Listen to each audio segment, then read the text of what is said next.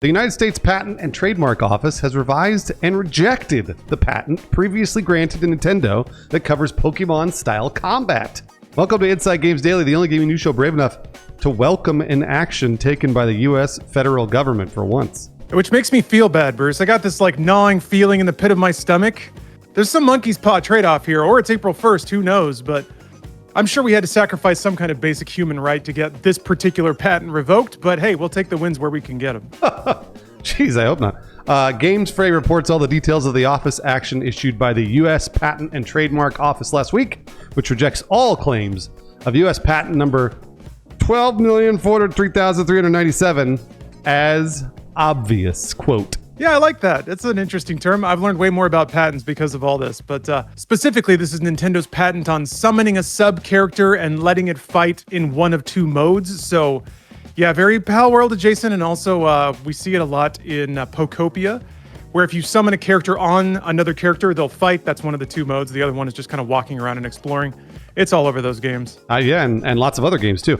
And if you haven't been following this story, that probably makes no sense. So let's speedrun the context behind this move. We've been reporting on this now for, 2 years, Lawrence? Something like that? Yeah, these things take a while. But weirdly, this is the first positive turn I think we've seen in this story. Nintendo sued Pal World developer Pocket Pair in Tokyo District Court all the way back in late 2024, claiming that game had infringed on multiple patents held by Nintendo in Japan. So that lawsuit's actually still ongoing, but seemingly forced Pocket Pair to alter and remove features from Pal World back in 2025. Yeah, but Pal World's still going, so good for them. This also prompted Nintendo to file for multiple patents in the United States throughout 2025. They kind of just went on a tear, snapping up everything they could get. And while they have yet to sue anyone in U.S. court, they were granted a wide array of patents that would seemingly empower them to do so, and that's really scary. Everyone seems surprised at the Patent Office's readiness to grant such broad patents, given the ubiquity of those mechanics in active games on the market right now, and also games that have existed for 40 years. Absolutely, yeah. And that's something we kind of talked about back when they did it, is that the U.S. Patent Office are maybe not the best equipped to examine currently existing art. They really only look at submitted cases of previously existing art, and they were pretty narrow in the case of these patents. Yeah, so here's the good news. One of the patents Nintendo managed to nab just got reviewed and rejected.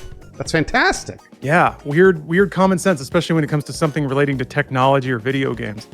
So as Game Fray reports here, U.S. PTO Director John Squires ordered an ex-parte re-examination of this patent in late 2025 to review whether the patent should have been granted in the first place. Japanese patent attorney Ryo Arashida described the re-examination as, quote, extremely rare at the time, saying that it only happens in situations where, quote, serious misexamination is suspected, or when the, quote, patent could have a significant impact on the market. Yeah, I tend to think that second one is the case here, because yes, if Nintendo actually could have this patent and sue whoever they wanted, that could have a significant impact on the market, but we'll talk about that in a minute. As far as this rejection is concerned, it is non-final, so this isn't in the books just yet. Nintendo has 2 months to respond to this, basically make their case about why they do deserve this patent, but they can ask for extensions. They probably will. The rejection isn't based on examining existing games on the market, but rather combining prior art references in the forms of patent applications filed by Nintendo, Konami, and Bandai Namco. Yes, essentially combining these previous patents means that the patent granted to Nintendo is, quote, obvious and not deserving of a patent unto itself. That's good. From here, Nintendo will need to argue the opposite, that a person having ordinary skill in the art would not naturally combine the previous patents when developing a new game. But they probably would. I guess we'll see. We'll see what the courts decide. Or the patent office. It's not really going to courts yet. The patent itself, the one that Nintendo just got rejected, contains 26 individual claims, all of which have been invalidated by combining prior art references. So Games Fray expects that Nintendo will try to defend at least some of those claims, even if they can't save them all. And I think that's what people have been saying about Nintendo for a long time now, is that they just sort of shotgun approach as much as they could get. And then if they get rejected, or if they get fought, or if they get some approved, it's well, at least we got a few. Yes, and Nintendo even having a few is not an admirable situation to be in. It's not necessarily that they will sue anyone, but that they could. And that would potentially lead game developers to avoid developing similar games just because of the threat of being sued, even though tons of game developers are right now. There's many games being released at this moment that supposedly would infringe on this patent. So it's a very weird situation. Nintendo hasn't done anything too overtly offensive aside from suing Pocket Pair, but even that was for a really small dollar amount, as I recall, or a yen amount, excuse me. Remember, it was just like a couple 100,000 yen, which really isn't that much for Nintendo or Pocket Pair, given how successful Palworld has been. So what Nintendo's trying to do here is establish precedent and just let that kind of smother everything else around them, which is not good, especially because of anything that needs competition. Pokemon needs it the most because those games are not great. I mean, Pokopia is all right. Pokopia is okay. It hit some minimum standards, but holy moly, dude, Arceus was not nothing. Shield, bad. I don't know. People give Pokemon a lot of credit. I don't necessarily afford it the same credit. So I think we do need other developers making Pokemon style games because they could do it far better than the Pokemon company has been. Also, not to mention, Lawrence, Pokemon is the largest franchise by a lot in terms of monetary value. So it's one of those things where, like, man, it's just like, why does Nintendo have to be so litigious? Like we get it. Dude, you have a $1 trillion franchise. You maybe, like, if there are other games that make similar style Pokemon games or whatever, it's not going to cut into your franchise. It's not going to take away 1 billion of your $1 trillion. Like, it's like maybe it might affect a few customers, but probably not, to be fair. Currently, Pokemon is at the top and has been for a very, very long time in terms of franchise. So I don't think they should be worried. Now, that said, they're not going to be. Since they have all the money in the world from that franchise, they're going to use every single dollar and cent to be as litigious as possible. Absolutely. It's kind of fascinating because I remember when Nintendo started their tear against Palworld and then started snapping up US copyright, it didn't make sense to me at the time why suddenly they were so freaked out. Now, having seen Pokopia, I get it. Palworld was very close to a lot of the things Pokopia is doing. But Bruce, to your point, Pokopia is still selling super, super well. It's even kind of prompted a resurgence of Switch 2 sales. So it's frustrating to see Nintendo go on the offensive when they don't need to, especially given that Pokemon games could stand, like I had ranted about, could stand to have a little rejuvenating competition.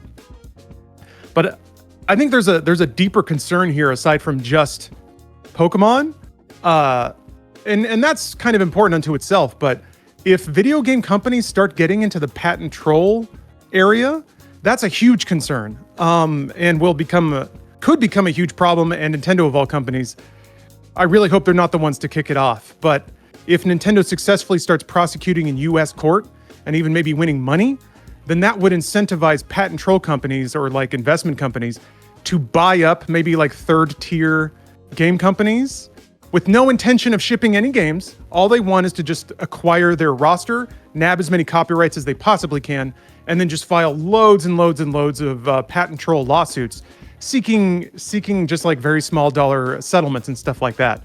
We don't want that. We don't want that in games. That is a massive drain on smaller game companies, even trying to launch games. It's a massive drain on existing game companies actually making and shipping games.